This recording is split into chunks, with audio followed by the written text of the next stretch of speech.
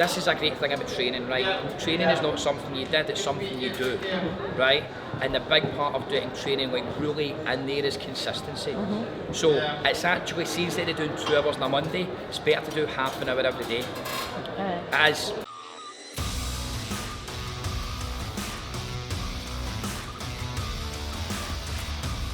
while most people see problems, entrepreneurs, they see opportunities.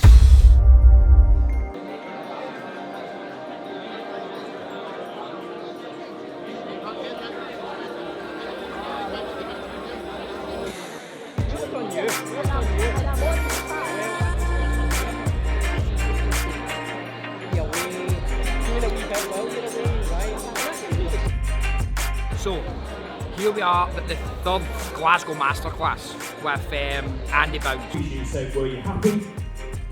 That's not the best question. The best question is, what are you going to do tomorrow? So, last year, after the first Glasgow Masterclass, we went and interviewed on the podcast Andy Bounds.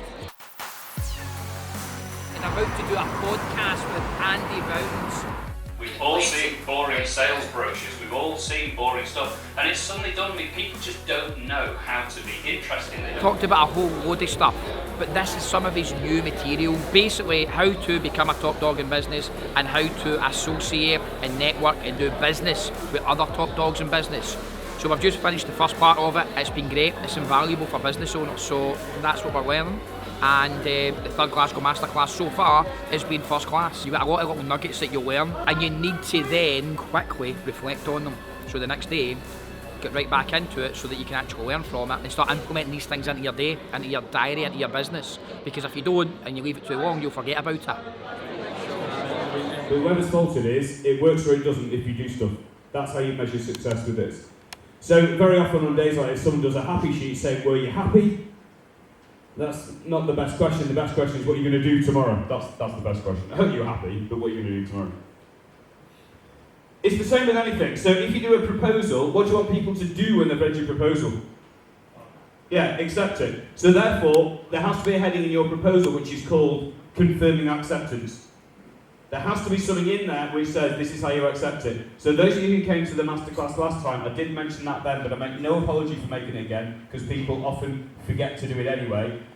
If I send you a proposal, I want you to accept it. So at the bottom of my proposal, it's going to say, confirming acceptance. To accept this. If you're dealing with people at the very top level, often they don't have time for small talk.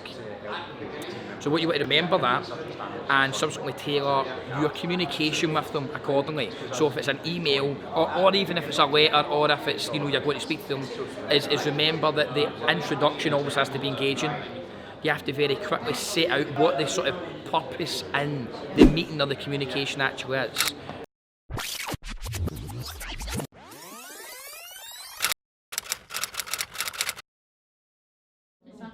But the other thing that's clear, right, I'm sure Heather, you, or maybe it might have been Jamie, but at that time frame, we changed up, because she was basically saying communication is shite, right, and I'm actually fed up of hearing about communication being shite. I can't keep hearing that communication is fucking shite. And see, over the last week or two, because I've been doing all the phoning of the appointments, I've heard that like far too often. One of the things we've done, we spoke about communication with clients in such a way that we are not having to weekly or bi-weekly message clients or inform, email clients, phone clients to let them know where we are in the process. So our initial communication to them in letters is much simpler, much more explicit in the process and how long it takes and what they need to do should, and also gives us a little bit of opening that things do sometimes get delayed out with our control, and that to make allowances for that, but if they ever want an update, that they must phone us. So we've now got a robust process in place for that. What we spoke about today though was that the amount of inbound inquiries we get is now vast. We are thousands of clients deep, and we have to make sure that we can phone them back. The key thing here is to let everybody know what the expectations is about communication, and instead of saying I'll leave that to tomorrow, they now think, wait a minute, senior management are saying I should phone it today. And today was all about just reminding people what the expectations actually are, and everybody's took it on board, and I know everybody will apply those measures, and also giving everybody the opportunity, should it become, if there is a physical problem of doing that, then they're free to discuss it and free to bring it up, and subsequently we're then trying to find a solution. And if we improve in our communication and how we respond to clients and handle objections, then we will do more business. The more business that we do, the more staff we can bring in. The more staff that we can bring in, the bigger the business will grow and the more clients we can help. And so it's just that compound effect. Small things done well, done consistently, will change your business. VIP ticket holders, and you need to knit to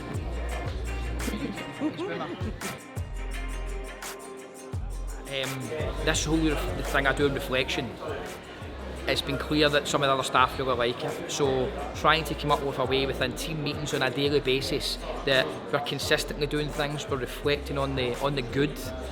When we're having meetings, we have a strict process in place. The whole purpose of the meeting is to establish X, Y and Z.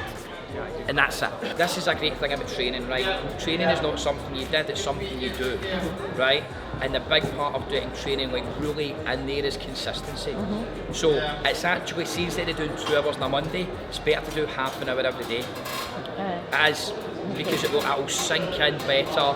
The good thing is you're all getting ideas. But ideas are obviously useless without actually then putting them into action. So the important part is to go back and reflect on these things. And it's guaranteed to see these little books will be put in a fucking drawer somewhere and never looked at again. It's what you want to do is you get a learning notepad where you carry, and then what you have to do is immediately afterwards, like tomorrow, or certainly this week, is then reflect back on it and then talk about how we're going to implement it. Things that are just great to take in and try and start with, right, okay, I'm going to stick it on the phone and I'm going to say X instead of Y, right?